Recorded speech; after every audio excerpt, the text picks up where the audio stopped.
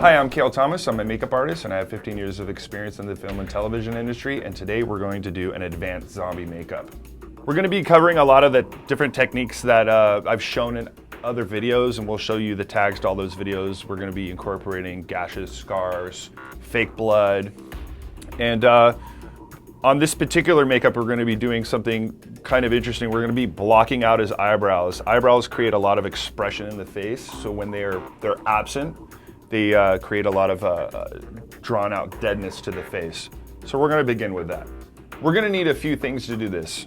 You're going to need some spirit gum, which you can find at any Halloween store, or you can find it online, some liquid latex, and some baby powder. So what we're going to do to begin with is we're going to add some spirit gum to his brow to block it down. What we're going to do is try to get his brow as close to his face as possible. Some people tend to be allergic to certain makeup, so it's best to test it on the inside of someone's arm first, just to see if it's going to give an irritation. So what we're going to do is dry this, and I'm going to use a hair dryer to speed along the process.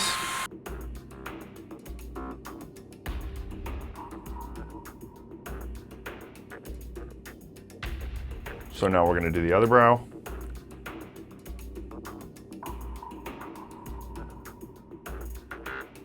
Now we're going to be using some liquid latex to create some fake skin, which I've shown in other videos.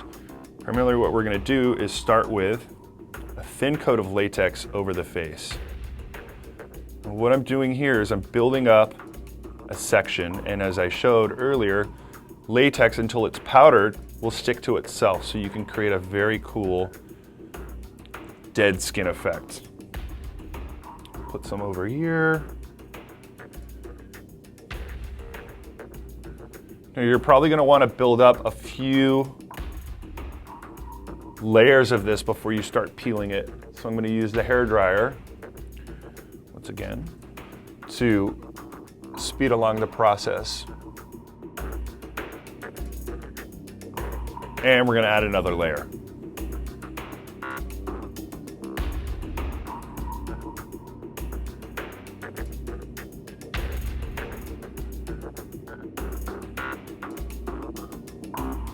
So now that we've applied multiple layers, I did about 3, you can do as many as you want, the more the better. We're going to start peeling it away and creating some pocking and holes in his face.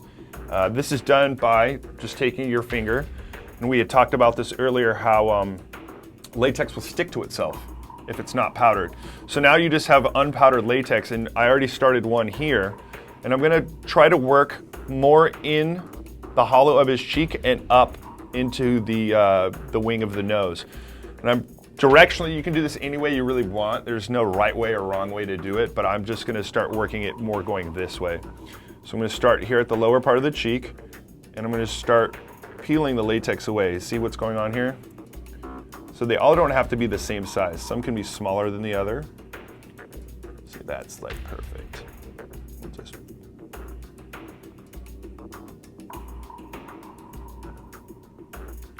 start the latex sticking to itself like that.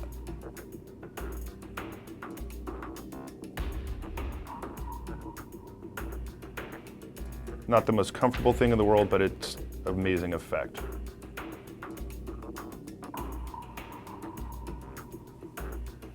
So you can see how it starts to create dead holes. And what we're going to do later is when we go to paint, we'll add in some color in there, really bring it to life, and it'll start to make more sense as we add makeup onto it. Sorry, brother.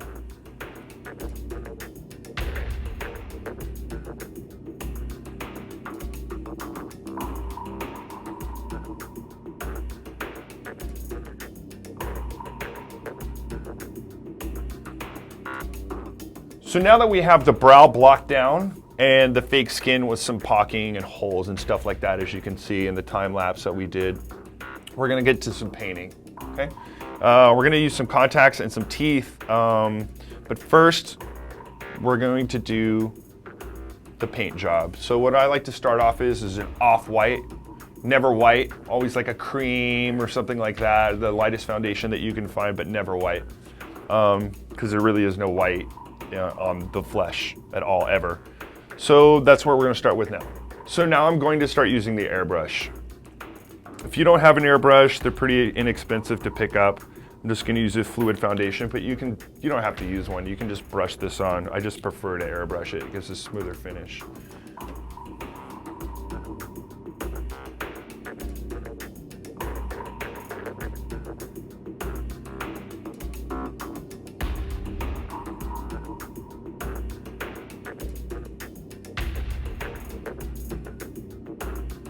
So now what I'm going to do is I'm going to take a basic chip brush and a cup that I filled with some makeup.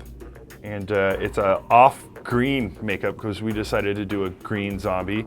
And what I'm going to do is take the edge of the brush and flick it off the cup to create little tiny speckles. So you want this to be pretty watery, but you still want it to maintain its opacity when it hits the skin. So what you do is, all over I'm going to do this process. So I'm going to start flaking white onto his face.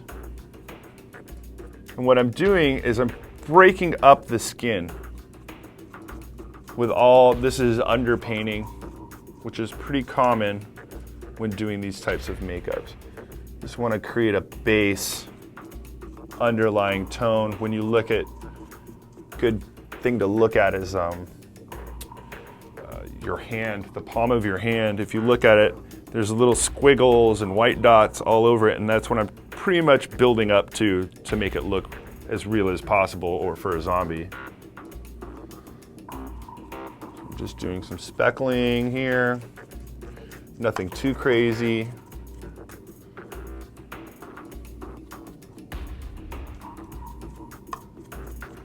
And since we are doing a green zombie, you want to go generally with the lightest color first and establish all the underpainting first.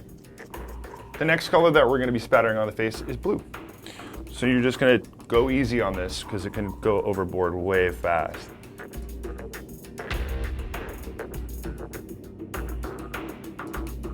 Next color I'll be adding is yellow.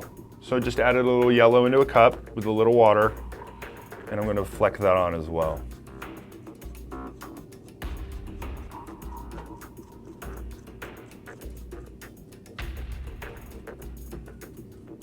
So yellow and blue make green, but I'm not doing it literally on his face, putting green on his face. I'm building green through layers.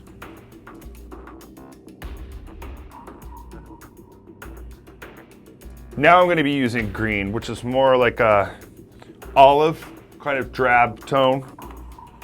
Same thing, dip the brush in. Now with a sponge, softly just go over it, break it up. And the last one we're going to be using is an umber or burnt umber.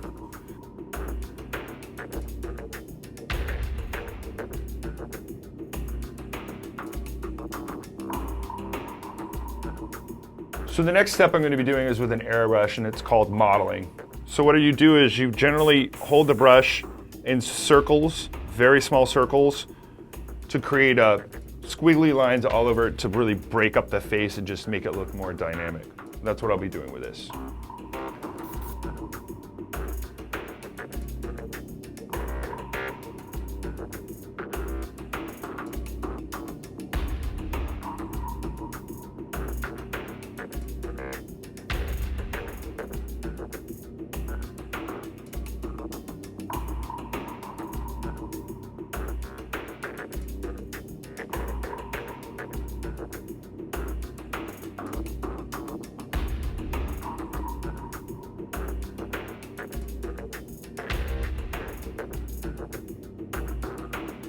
So now that the primary paint job is done, what we're going to do is kind of darken in around the eyes in these wounds and really make sense of what's going on, because it's still just a paint job over the top and it doesn't really have any definition or punch. So this is what we're going to do. So as I peeled the latex away, what I want to do is kind of dig it back in and just show that it's there. So I'm just going to take some blue, and we're going to add blood in there and stuff like that. But don't make a big huge dot. You just want to shade the back of it.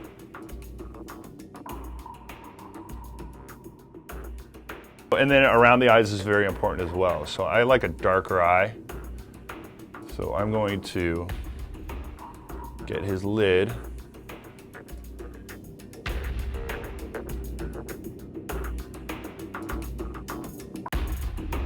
Don't forget the inside of the nose. And whenever you're using a cream, always powder. Close.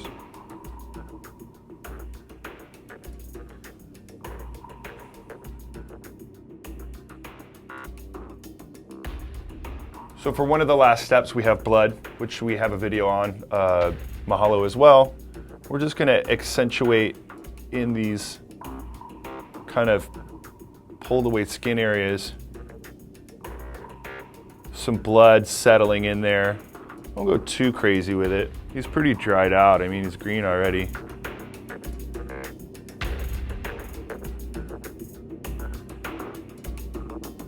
So now we're gonna add some teeth. I just made these quickly, but you can find them in any Halloween store and they work just as good, or you can just put makeup on your teeth. It's not the end of the world. And it makes it just more of an effective look. So open, bite down, there you go. And the lowers, you got it? And bite down. Now open your mouth, there you go.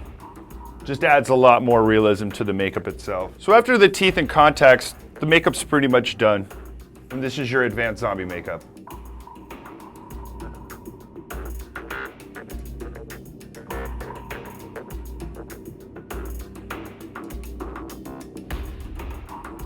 Thanks for watching, and click on any of the links above for other zombie-related videos.